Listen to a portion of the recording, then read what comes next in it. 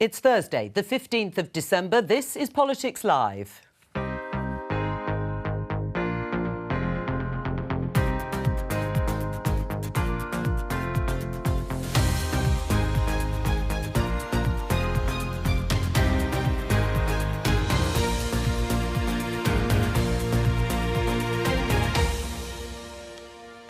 With me today, Conservative MP Bim Afalami, Liberal Democrat MP Layla Moran, Tortoise Media's political editor Kat Neelan and political journalist and commentator Isabel Oakeshott. Today, nurses are staging the largest strike in NHS history over pay. What I'm asking for is the 20% that has been eroded from our nurses' pay over the last decade. If we do inflation matching pay rises, that can actually drive inflation further. Following the tragedy in the Channel, Britain and France vow to break the business model of people smugglers. But how? Matt Hancock's critics say he is rewriting pandemic history with his new book. Isabel Oakeshott helped him write it. We'll ask her why. Can I take a picture? Can I take a picture? And remember him? He's apparently already earned £1 million since leaving number 10. Should MPs be able to make money on the side?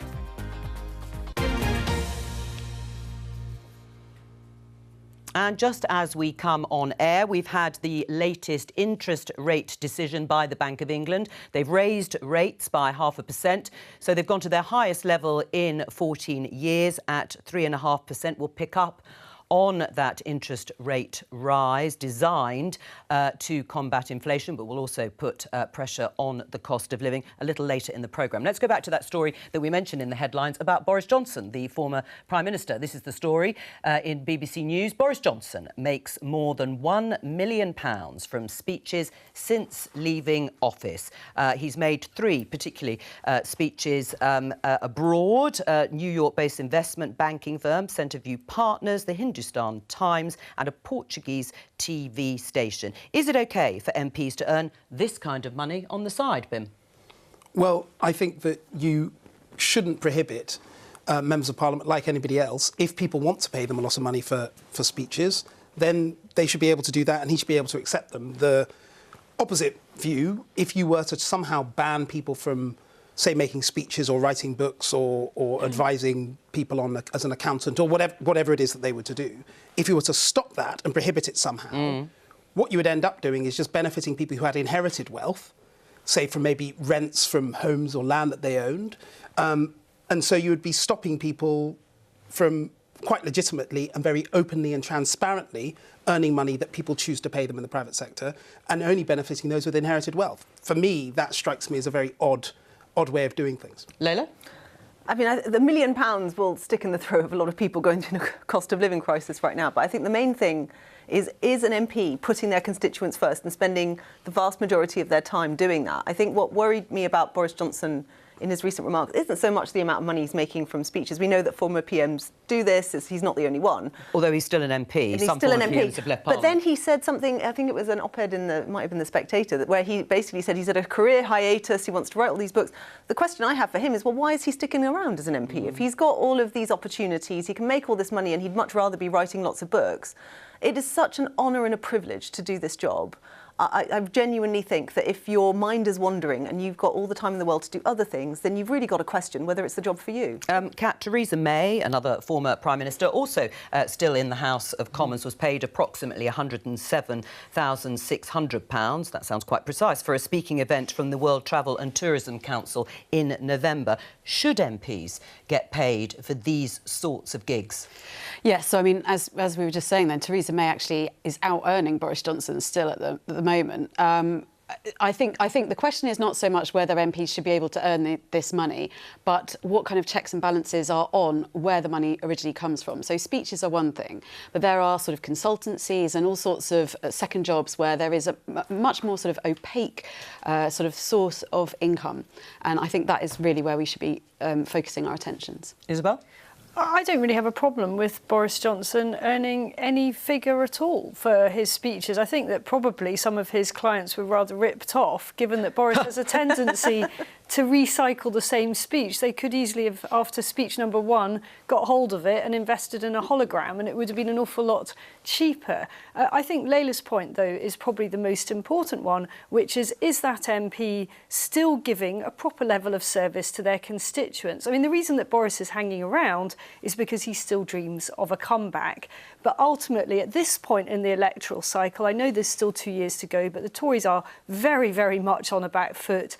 It's a high-risk thing to disappear and, globetrot and make huge amounts of money if you wish to be re-elected. I mean, just on that, Bim, would you be looking forward to a comeback from Boris Johnson if that's the calculation that he's actually... Pardon? No. If that's the calculation he's making. But about... I've got to remember I'm on TV, I've got to be very careful. Oh, no, forget you're on TV. Okay. It's all very private. And in terms of constituents, do you think people can serve their constituents in a full manner if they are globetrotting and making this sort of money around the world? So, frankly, in terms of time spent, to make a speech, to prepare it and make a speech, it's actually pretty efficient compared to most other things people will do. I don't really think that's the point. I take Layla's point and all the other points very seriously, and they're all fair ones. My view, if we take away from sort of former prime ministers earning huge amounts of money, just for MPs doing more normal things, I think that the point is that we have always had in our system, always, MPs who have external interests at the same time as being a members of Parliament. Part of those external interests, of course, is being a minister. In other countries, they make ministers, they cannot be members of the legislature. Our system is precisely opposite. And when people are ministers, especially senior ministers, the amount of time they spend on constituency matters is quite limited.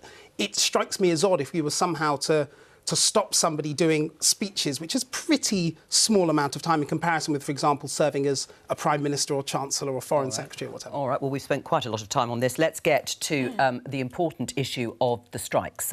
On the front page of the Daily Mail, this is referencing the fact that nurses are on strike in England, Wales and Northern Ireland. It's the first of 2 day-long strikes over pay. Cancer care at risk as nurses strike. The Royal College of Nursing asking for a 19% pay rise, 5% above RPI inflation. The Daily Express, though, has this. Public sympathy for nurses remains high as some Tories call for government action. Give nurses a deal and stop this madness. There are reports that there could be further action if it's not resolved in January by nurses. Do you agree, Bim, with the Daily Express? Do a deal now. Well, I hope there is a deal done. But is it time to do it now? Well, we should have... Ideally, you shouldn't have got to this position. Right. Obviously, the best situation is that we didn't have a strike. Well, no, it's where you have these disputes, and they happen from time to time, particularly at times we have high inflation. In the 1970s, when you had high inflation, was also when you had these sorts of disputes. The point is this: to have a rise of 19%, which, to be very clear, is what the nurses have asked for. And in fact, we saw it on the clip earlier, 19%, so basically 20%. That would be so significant in comparison across the whole public sector that what you would end up with is a wage price spiral across all the public sector and then also in the private sector as well. That would be significantly contributing to inflation. All right, but one of your fellow Conservative MPs, Jake Berry, agrees with you on the 19%, but says improve the pay offer. Should the government improve the pay offer to nurses specifically now?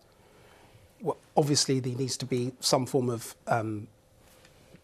accommodation reached, because we can't have the situation where nurses are on strike. But at the same time, we do have an independent pay body. And an independent pay body, though they operate to a remit, still is there to look at all the complicated factors to do with wages. They look at the labour market, they look at comparisons. But they did it several months ago. You can make a recommendation that goes above what the pay review body has actually set. That's what Jake Berry is saying, the former party chairman. Improve on the pay review board's advice. It sounds like you're saying you would like to see a pay offer, an improved one, being made. What I'd like to see is nurses back in hospital. Right. So, however we get there, I'm sort of not that concerned by. What I think we need to do, I think it's critical that we do this, because, and it's really important, this isn't just the fact that people today are going to suffer and not have cancer identified. It's the backlogs that then result from a day of not work that then it actually leads to much more time. OK. With people not getting treated properly. Is the nurses' demand of 19% pay rise reasonable? Well, the demand they made also was that they wanted ministers to sit round a table with them and talk. I mean, in any negotiation, you have what you want, and then you talk to someone, and then you come and meet in the middle. And we know from elsewhere in the country where that has happened, they averted the strikes. Yeah. And I've got constituents who have contacted me, a chap in his 80s who got a cancer diagnosis, 2-week wait, first treatment was meant to be on the 20th, and he contacted me because he's scared because that's been now postponed and they don't know it's potentially 6 weeks down the line, and he's scared. And I don't understand why, when actually the primary demand was sit down with us, talk with us, 2 ministers, and they intransigently said, no, it's up to the public sector, it's up to the pay body, and, that's the law. I'm sorry, there comes a point where, yes, you have your processes for peacetime, but we are in a crisis, and it's not just the NHS, it's public sector workers across the country. But I have to say, especially the nurses who we went out and banged our pots and everything else for, I actually think if we do give them a bit more, that's just right. All right, so you're talking about a bit more, maybe about 7 or 8%. You're right about strikes being avoided in Scotland, but actually in the last hour or so, the GMB union has rejected the improved NHS pay deal that was put on the table by the Scottish government. What do you say to that? Should the nurses or should the GMB union accept it? I honestly don't know, and I don't know what the situation was in those talks, but what I do know is that saying that you're not going to talk at all is a hiding to nothing. Kat? Well, I noticed that Steve Barclay, the Health Secretary, did say that his door was open. So we need to actually see whether that's real, whether there is an opportunity for people to get around the table and talk, as you say. But I do think this comes down to sort of political decisions that have been made. The triple lock was maintained for pensioners, some of whom are very wealthy, some of whom can go on holiday multiple times, haven't got mortgages to pay. Not saying that's the case with every pensioner, of course, but that is a political decision made because the Conservatives know these are the people they need. And that was at about 10%, I think they made it, which is what inflation was at the time. And as you've alluded to, the pay review body's decision was made in February when inflation was much lower, and we didn't quite know how the situation was going to land now. Now, it looks as though perhaps inflation might not be as bad as we thought, and I agree that perhaps this 17-19% demand is a bit excessive, but a compromise can and should be reached. As we all say, no one wants the nurses to be on strike. I mean, I think that the strikes are immoral and unethical, and undoubtedly patients will suffer a great deal. And actually the irony here is that nurses who are overworked will be even more overworked as a result of the backlog, which is going to increase. But I'm quite sympathetic with their pay demand. I think quite clearly we need more nurses and we need to keep the ones that we've got. And I do think that the government shoulders quite a lot of responsibility for the situation we find ourselves in, when during the pandemic, where they were blithely dishing out billions on PPE, a lot of which turned out to be as good as useless, and offered nurses a 1% pay rise. And I think that if we had given more at that time, we wouldn't be in a situation now where the demand is at 19. Ben? If we had given... The difficulty is we didn't know what was going to happen with global inflation, right? This has really accelerated over the last 6-7 months. So it is easy to look back and say, well, actually, if we'd given nurses, I don't know, 2 years ago, 3% or 4%, and then given them another 3-4%, we wouldn't be in this situation. But of course, we didn't know. What we actually hoped was that by now, out of the pandemic, public finances would be in a better place, the economy would be coming back, and then, of course, but that hasn't... Well, it's because of, obviously, the war in the Ukraine, energy crisis, and various other things. So the difficulty is at the time, of course, it may have been easier had we given nurses a high pay rise. But now, well, as I said, we do need to give nurses a pay rise, and it's all about the nature of the negotiation as to where we end up landing. Right, a bigger pay rise, it sounds like. Why are the strikes immoral? If you're sympathetic to the pay demands of nurses, why are the strikes immoral? Look, I just fundamentally don't believe in strikes. I don't personally think that if you are in a role which is critical, either critical national infrastructure or life-saving, that you should be able to withdraw your labour with no consequence. I realise that's quite an extreme position. I think you're entirely entitled to withdraw your labour, but don't expect a job at the end of it. I think that the problem with that, of course, is that we need them. And there are nurses working today. But the nurses that I've spoken to say that they are doing this absolutely as a last resort. You know, they all the points you made, Isabel, actually they agree with. You know, they And fundamentally, actually, this isn't just about money. They've made this point before. This is also about safety. It's about the fact that there are 50,000 vacancies in the NHS. They don't feel respected. And this is why I think the point that they're exhausted. They're exhausted. But striking isn't going to fill those vacancies. The point they're trying to make... But if you increase salaries, then you will get more people There's about filling retention, the roles. there's retention, and then there's recruitment into the NHS. And this is a huge issue. This is an issue that the government hasn't dealt with. The workforce plan that Jeremy Hunt was calling for still hasn't materialised. This is a huge problem, and they've been raising the alarm for years now. I think we all have sympathy with what they're trying to do. And the point is, they wouldn't be doing it if they felt that they had not exhausted all other options.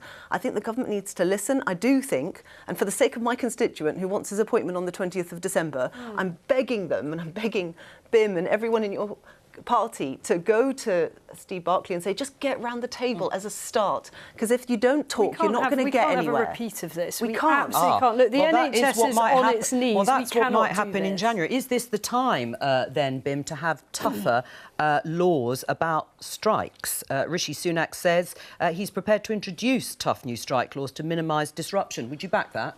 So I differ from Isabel insofar as I don't think that we should just blanket have a ban on strikes. I mean, but I do think that in areas, by the way, it's not that wacky. agree, but where I would, what I would like personally to see is in areas of critical infrastructure or national security, there to be a minimum service level that must be maintained. Railways as well, I would include. So at least at that level, we know that the country can still properly function. What I really, really worry about with these is copycat strikes, which are already sort of happening across the public sector. And it just makes the country really, really hard for us to get our economy moving. We're already in recession. All of these strikes are having a significant impact. All right, so you'd back that. Would you back new laws, minimum service level? No, and the thing is, it's counterproductive. That point around respect is really important. There were some nurses who were suggesting actually the minimum service level in the wards that they work in is actually higher than what is currently there sometimes because of people being off, because of the lack of staffing. And we're wasting huge amounts of money on locums who come in when in fact there are deeper issues here. What they are looking for is not just the pay rise, it's the respect that goes with it. It's the long-term plan that goes with it. That's what's missing. And if they've got time to spend, if Rishi Sunak wants to spend time on this, the answer is not legislation that's going to clog up Parliament and stopping things like the Victims' Bill and other things from coming forward. The answer is for them to get that long-term plan sorted. There are people with great ideas, many of them nurses themselves. My urge to the government is please stop playing politics with this. And they are. We know they are. They want to fight with the unions. They think it's how they're going to get one over Labour. Come on, please just stop it, everybody. But people are literally dying because of these decisions. They definitely don't want a fight with the nurses. I mean, in any competition between politicians and nurses, generally the nurses are going to win. So I wouldn't have said that this is something they actively want. Well, it's interesting then on strategy in terms of a failure to find a resolution. I mentioned the UK interest rate rise, and someone else on the panel mentioned that inflation has come down a little bit from 11.1% to 10.7%. Is it a strategy, do you think, of the government to hold out and wait and hope that inflation comes down a little bit more, that we've reached the peak, and then they won't have to make a higher offer? I'm not sure it's a strategy so much as a desperate hope. What do you think it is, Bim? There's so many conflicting things here, right? Well, come on, what's your gut reaction? Is that why Steve Barclay is trying to hold out, saying it's unaffordable? I mean, he may be right, maybe it is unaffordable, or is it a case of they're hoping that inflation will come down? Well, anybody who's looked at the data knows that inflation's still going to be relatively high next year. It's not going to be down at 2 or 1%. We're probably at 6, 7, 8, 9%. So I don't think that is anyway some form of sort of Machiavellian strategy. I think all this is to recognise that if across the whole public sector you get people getting pay rises of 15, 20%, and that sounds a lot, but that is what the nurses have asked for, then that goes across the private sector, and we've seen in history what happens to inflation in a country when that gets embedded in wages. I mean, and that is something we have to avoid. It is disputed, this idea that the sort of demands, maybe not 19%, would lead to spiralling inflation, which is, I think, the term that BIM actually used. I mean, interest rates have gone up to try and combat inflation. It's also going to add to pressures of cost of living, isn't it? It is. I mean, I understand that. We know that some of those pressures are external, and we all hope and pray that, the war in Ukraine will stop and that will help. But actually, this is not just what's happening now. I think the point that the nurses are making, and other public sector workers in particular are making, is that actually this is now years and years of pay restraint. And a service, particularly when we're looking at the NHS, that has been run into the ground. I know that the government likes to blame the pandemic for this, but if you look at the backlogs before the pandemic... Well, it must have contributed. Of course it did, but it contributed to all parts of the economy. But the point is that there were backlogs before that point. This is not just caused by the pandemic. This is not just caused by the war in Ukraine. Right. This is caused by decisions that were not taken by the Tory government before. We covered this story yesterday, which was the rescue operation in the English Channel after a migrant boat got into difficulties. A number of people died in that incident. Let's go to Dover, talk to our BBC correspondent there, Simon Jones. Hello to you, Simon. Can you bring us up to date with what's going on? Well, I'm in Dungeness, and the Dungeness lifeboat, which you can see behind me, was heavily involved in the rescue operation yesterday. Today, the focus has changed. Instead, drones are being flown across the channel as part of that search operation. But the reality is, sadly now, they are looking for bodies. Now, the Coast Guard isn't clear how many people exactly may still be missing, because the boat, when it sank yesterday, was heavily overloaded, 40 to 50 people on board. We know that 4 people have been confirmed dead, but it's possible up to 4 more people are missing, and that's why the searches are ongoing. But at this time of year, the sea is only around 10 degrees, so people would only be able to survive for 5 to 10 minutes, perhaps even less time if people are panicking. So sadly now it is a recovery operation. What's the Home Secretary been saying? She's obviously been in conversation with her counterpart in France. Yes, Suella Braverman has been speaking to the French Interior Minister Gérald Darmanin, and they issued a rare joint statement. Now, in that, they have vowed to work more closely than ever to try to stop the crossings. A big focus seems to be their effort to destroy the criminal gangs who are organising these crossings. But you're probably aware we have heard these sort of pledges many, many times over the years. And the reality is that the crossings continue despite all the government initiatives, despite all the promises of working together with the French and with the EU. Yesterday, as well as the boat that got into trouble, there were several boats that did make it across the channel. It shows that people are still coming despite the freezing temperatures. Simon Jones in Dungeness, thank you very much. Bim, you heard there that the Home Secretary and her French counterpart want to destroy the business model of people smuggling gangs. How are they going to do it? Well, it's not easy, and across the whole of Europe, this is a problem. This is not just a British problem or a French problem. Italians, Greece... But the government's pledged to do something about this. So I think, OK, there are a couple of things. First thing is we've got a proper, good working relationship with the French government. That is absolutely critical. There's no path to solving this without that, and that is definitely happening at all levels. Secondly, it's the agreement with Albania to make sure that we can return people much faster to Albania when they come over here. Other countries in Europe, like Germany and France, were having almost 100% rates of rejection for Albanian asylum seekers. Ours were below 50%. We can get that sorted out. And there are other things, obviously, domestic law, looking at the way how we treat people when they come here. All of those things combined, I think, can make a significant impact on this problem. But I would be wrong to suggest that I think this problem will go away, because this is a massive European problem to do with global migration from Africa moving into the Mediterranean and Europe. All right, I'm going to come to you later in just a moment, because you have set out, as obviously expected, the government plan broadly. But some of your colleagues, Conservative MPs, want to go further. Jonathan Gullis, Tory MP in the House yesterday, had a 10-minute rule bill on leaving the European Convention on Human Rights, because he says he sees it as a barrier to doing some of the things that the government wants to do. Now, it didn't get through, but let's listen to what he said. My bill will mean we can get the migrants who have entered the UK illegally onto the flights to Rwanda, and in the future to other safe third countries, to have their claims processed there, by changing the law to explicitly ignore the European Court of Human Rights from meddling in our sovereignty on this specific matter.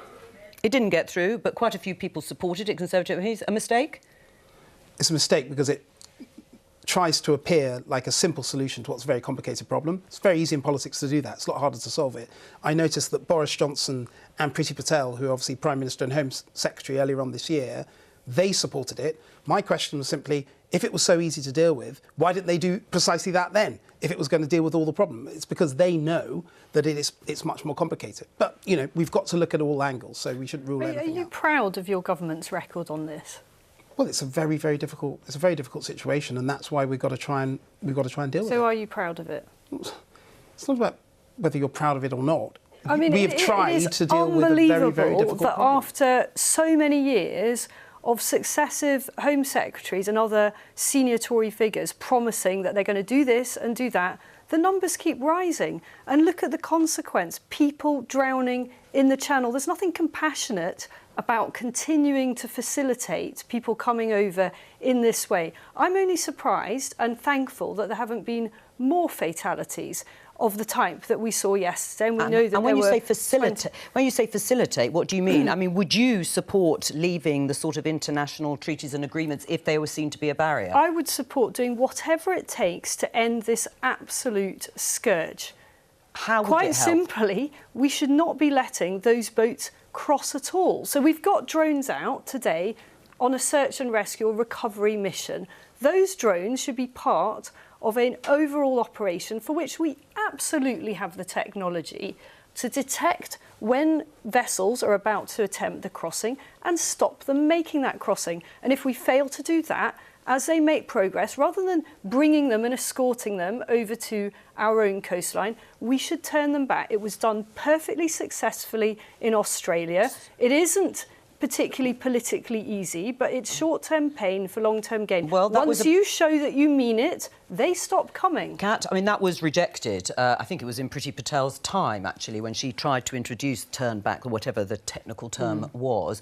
What's your reaction to what Isabel said? Well, I think the United Nations has already said it would breach international law, and it's not a sort of humane approach. And it's not humane to let this carry on, though, is it? No, I agree. But clearly something needs to happen, and I think actually what needs to happen is more working with the French authorities, more working with the Algerians, more trying to actually solve the cause of the problem rather than the symptom, which is the people crossing. But it is no coincidence that the small boats crossings really ramped up and the deaths associated, and I couldn't agree more. There is nothing to be proud of about what's going on right now. It's frankly shameful. But it started really ramping up when we closed all the safe and legal routes to come here. Yeah. And so there is an alternative, and it is a different approach, and appreciate that there needs to be a political debate about that. But the other solution is that you open safe and legal routes. That's how you take the power away from the traffickers, is you have a route that is sanctioned by government, that allows, for example, the Dub scheme with the resettlement of children, refugees. We stop that completely. We have totally underplayed our hand in our ability to help that. All right, now what sort of routes are you talking about in terms of expanding I'll give them? You because the numbers, you will know, the net migration figures were about 504,000 this year. They were a record high. A vast number, in fact, 276,000 were humanitarian and other family visas, accounted for particularly now Ukrainians, the agreement with Hong Kong, and Afghans, the smallest number, I have to say, 21,000, and that was 15,000 through Operation Pitting. 3 parts of the world. Would you like to expand them across the world? Would you like to see hundreds and thousands of people coming through those routes? Actually, it's interesting. You mentioned the Afghan route. I have a case right now of a family who worked with the British Army, whose the Taliban have taken up residence in their house to keep an eye on them. And I cannot get a minister to meet with me to talk about the case to bring them over, despite the fact that they helped us out there. We have completely failed. And we'll come on to Afghanistan particularly because the numbers are very low. But you know, if we're talking about other countries, would you want a safe and legal route from Iran, for example? Would you want one from Eritrea? I've called for a lifeboat scheme for the brave women of Iran. But I think we've got to be mindful here that if what we're talking about is small boats crossings, these people who are coming over, they are from Afghanistan, they are from Syria, they are from Sudan, they are from Eritrea. By no means the majority. No, but actually a lot of them are, more than half. They've passed through many safe countries. But the question is when you're coming from an entirely safe place in Europe. No, well, that is the key problem. Fine, but let's talk about Iran. I mean, should there be a safe and legal route from Iran? I just don't think we can just whenever there's a country that's going through political turmoil, sad as that is, we just cannot be a country that says everybody come to Britain. That is just never a feasible scenario. So no, I don't support us widening this to all countries even which if is they facing have internal... family here, and actually, Well, there are routes. Now there are. Hang on. There are routes. A large there number of these people want to go back. I've got. Well, so we had some who managed to get over, for example, from Syria. They have settled, but they desperately want to go back to those countries. And I will just make a wider point. The Liberal Democrats talk about 0.7% of aid, of GNI going to aid. The bigger issue here are issues of climate change, of war. If we invest in other parts of the world, actually that is in our own self-interest, because it helps people to stay there and stay in those regions rather than come here. And I don't think that's the only reason to be giving aid, but I do think it's a compelling reason why we should look again at how we've reduced the amount of aid and the impact that that's having on this issue. I mean, is that, you said you want to look at everything. Is that worth looking at? More safe and legal routes. I mean, I'll just pick one of them, the Mandate Resettlement Scheme. It opened in 1995 to resettle refugees who have a close family member in the UK who can offer a home to them. 2 people were resettled in 2021. It's just one of the schemes. The Refugee Family Reunion opened in 2011. 6,134 visas were granted through this route, and about 144 under a community sponsorship scheme, again for 2021. And the UK resettlement scheme resettled 1,125 refugees. Is that enough, or should they be expanded, or should there be more lethal? Look, first of all, I think we should probably simplify the number of schemes. Secondly, I repeat, we cannot now just expand the number of routes that people from more countries can come here, because I just don't think that's sustainable at all. But we need to also bear in mind that where we have people coming from safe countries, that needs to be stamped out as a practice, because that clearly is not entirely about just fleeing from war or persecution, because they are already somewhere where they are safe. And what is happening is that a lot of people who, by the way, people like my parents and grandparents who came to this country from Nigeria, who want to come to this country for economic reasons, and that's a perfectly legitimate aim to have. Some of those people are using the asylum route from certain other countries. That's why they're coming through safe countries. And I'm afraid that we have to say no. You have to come the right way and the legal way. There is a point of agreement I think we can probably find, though, is that unless you tackle the backlog, and unless you are actively trying to work to sort out the wheat from the chaff, to sort out the traffickers from the people with genuine asylum claims, I will say that when they do that, they find that the vast majority of people who are coming over do have legitimate claims. But I think it helps no one, especially the most vulnerable, that we have such a huge backlog that the government can say, well, they're all economic migrants, despite the fact that their own data suggests otherwise. But the backlog, unless you sort it out, we don't know. All right, well, Rishi Sunak has said he's going to see more staff employed to deal with that backlog. And that's obviously something that Layla supports. And there doesn't seem to be support. That's why Jonathan Gullis's bill did not go through Parliament to withdraw from international obligations. Do you think it will ever gain enough support as a route to tackle this issue? I think it speaks to yet another one of the many divisions in the Conservative Party right now, that there is a real difference of opinion on this. I mean, we saw fairly recently Tim Loughton taking Suella Braverman to pieces over the safe and legal routes that he was pointing out don't exist. You know, and that is not necessarily, he's not necessarily from a wing of the party that you would think necessarily would have those kind of issues. But this is a very difficult problem that Conservative MPs are deeply troubled over because of the political framing of it. It's not going to happen, is it, leaving the European Convention on Human Rights or rewriting the Refugee Convention? What I would say is that there's a touching naivety to what you suggest, that if we just sort of create loads of safe and legitimate routes for people to come, we'll somehow be able to cope with the unbelievable numbers you will get. Do you know how many people there are on the move across the world? Tens of millions of people are on the move at the moment, and the UK is a very attractive prospect to a lot of those people, not least because of the language. So it is totally unrealistic to suggest that setting up safe and easy routes would lead to anything other than a massive additional backlog, the very backlog that you're saying we need to get through with what we've got. Let's move on to the Pandemic Diaries by Matt Hancock. You helped write his personal account, Isabel, of COVID, when you've said you fundamentally disagree with his handling handling of the pandemic. Absolutely. So why on earth did you write it with him, or Well, help him write who it? better to write it than someone that was actually going to put him under a great deal of pressure to reveal exactly what happened? Look, I was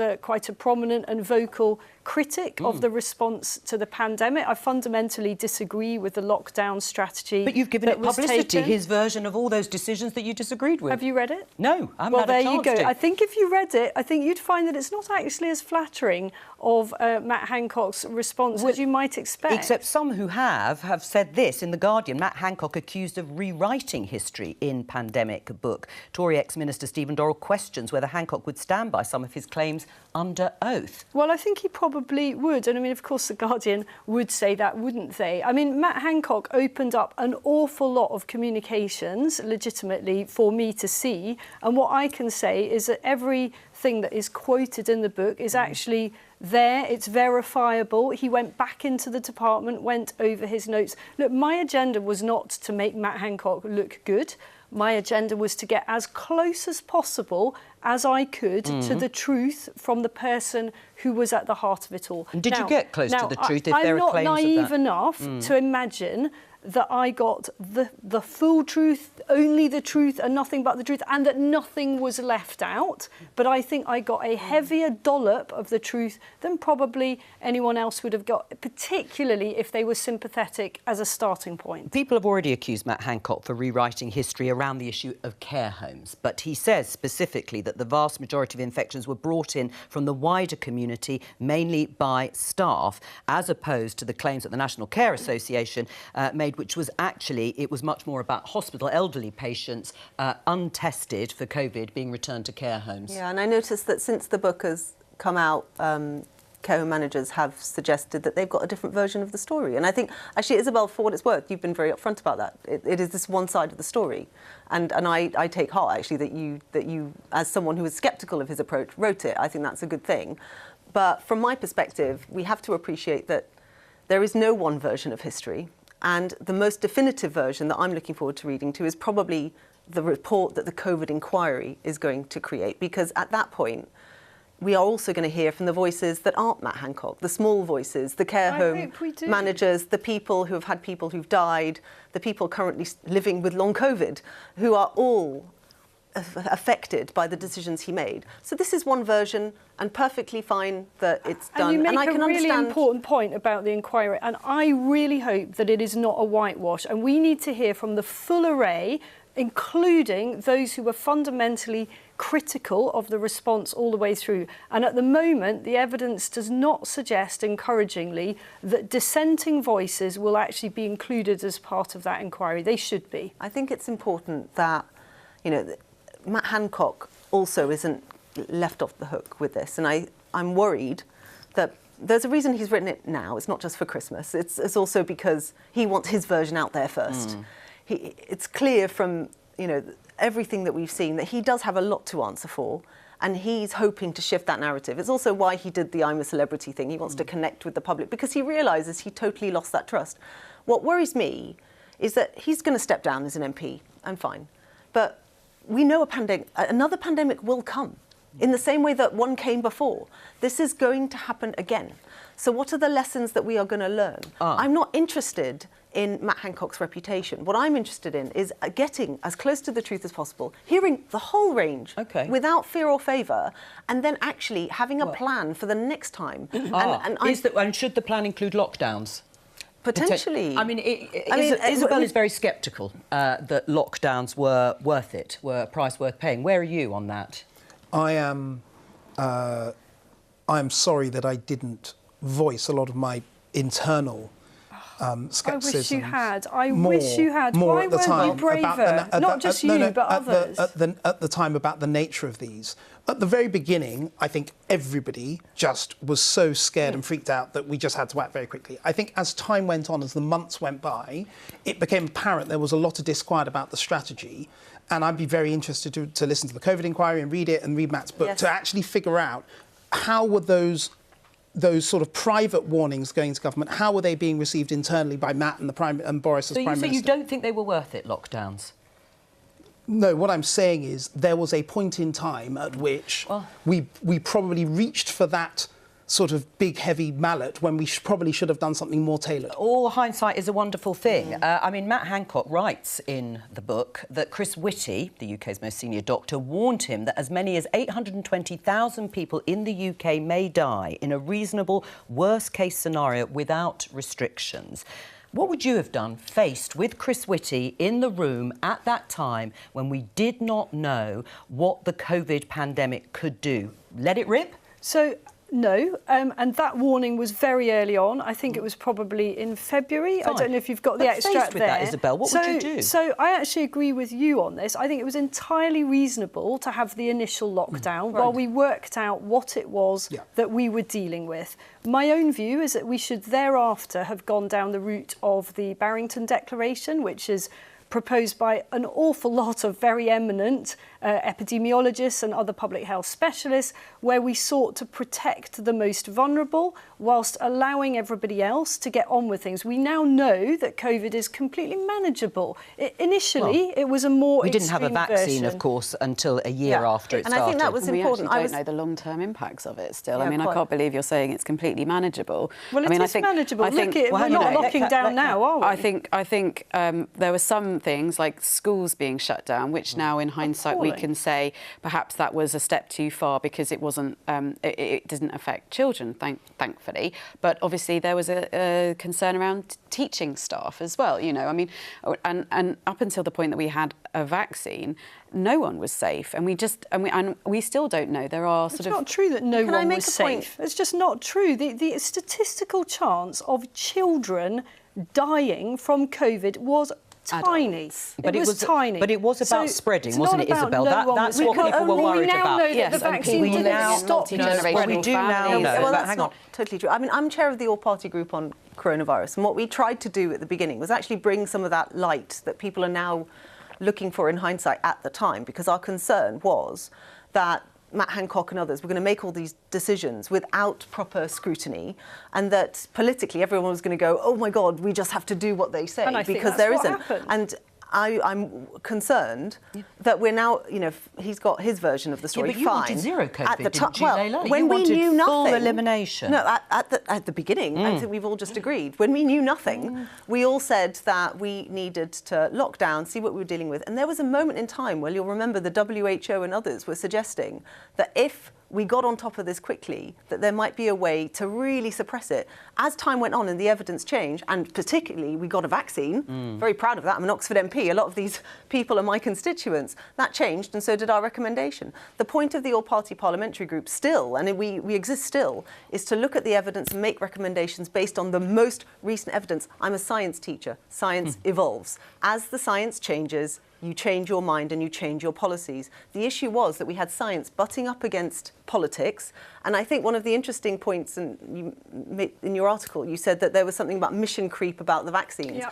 I will say, one of the frustrations that I still have is the inability for the international community to get together and apply that strategy across the world, because the most vulnerable in some countries were not being vaccinated while we were vaccinating people who were actually much less likely to get COVID in the first place. And actually that was a really important point that seems to have come to light. You now say, with some hindsight, that perhaps there should have been a little more scrutiny, perhaps, about further lockdowns. Can you imagine another lockdown? We've just heard Layla saying there will be another pandemic. Could you ever rule out another nationwide lockdown? I think if there is another pandemic when I'm in politics, that there will be an extreme amount of questioning and scepticism over the nature and timing of it. Going forward, though, the one thing I think the health bosses, people in NHS England and the equivalents in other parts of the world, they need to rethink their strategy around beds in hospitals, how they manage capacity, because what I think we've found, and we're seeing it with the backlogs, is that more capacity in our hospitals can help us deal with any future pandemic or big shock like that. Invest in our NHS. You got the last word. There you go. With your little campaign slogan. Thank you very much to all of our guests. I will be back on Monday with more Politics Live, and Politics UK will be on at 12:15 tomorrow. Bye-bye.